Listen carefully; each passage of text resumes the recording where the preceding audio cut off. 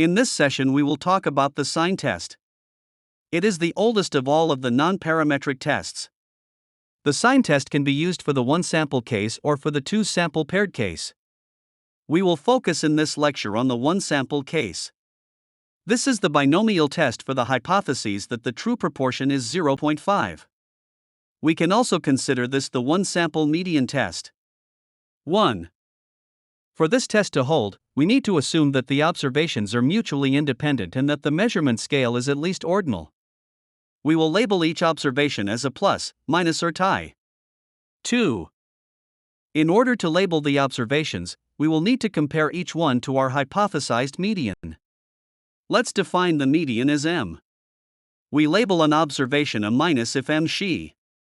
If m she, we define that observation as a plus. Finally, if m equals she, we define that observation a tie. 3. The test statistic is the total number of pluses or the total number of observations where the median is smaller than the observation. In this case, the null distribution is binomial with n equal to the number of non-tied observations and pi equal to 0.5.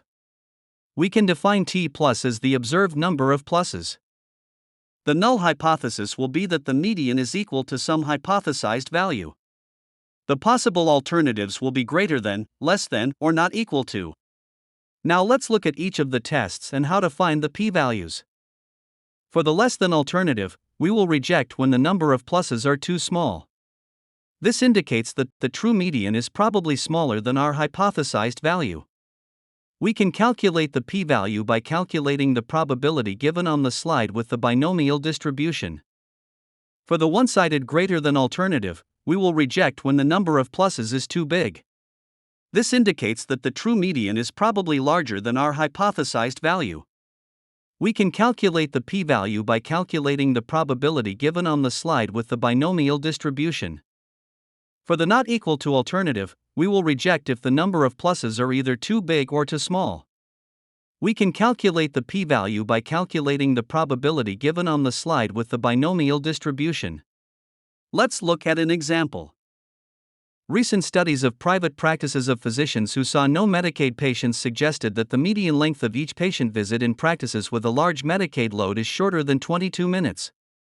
Based on these data, is there sufficient evidence to show this claim true? Use alpha equals 0.05. So we should use a less than alternative to answer the question. Here is the data. We can see from the data that there doesn't seem to be too many values greater than 22. Let's look at the differences. Here we can see the differences from 22. From this, you can see that there are no ties, 5 pluses, and 15 minuses. Let's look at the solution. Note that the alternative is less than like we talked about earlier. T plus is 5 since there were 5 values greater than the hypothesized value of 22. Since the alternative is less than, we use the binomial with n equals 20 and pi equals 0.5 to find the p-value. The p-value in this case is 0.0207. Let's draw conclusions. Since 0.0207 less than 0.05, we reject the null. There is enough evidence to conclude that with an error rate of 5%, the true median of visit lengths is less than 22 minutes. Since we have rejected the null, what values could the median take on? We will answer this question with confidence intervals.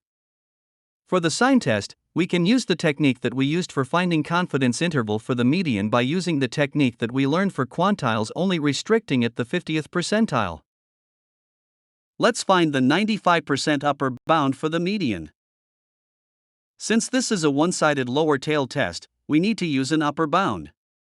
So in this case we are only interested in the STH order statistic. We find S equals 1, based on alpha 2 equals 0.05. From the binomial table, we find S equals 1 equals 14. Now the 15th order statistic from the sample is 21.9, with exact confidence level 0.9793. Let's draw conclusions. We are 97.93% confident that the median visit time is less than 21.9 minutes. Notice that this value is indeed less than 22. This shouldn't surprise you based on the results from our hypothesis test.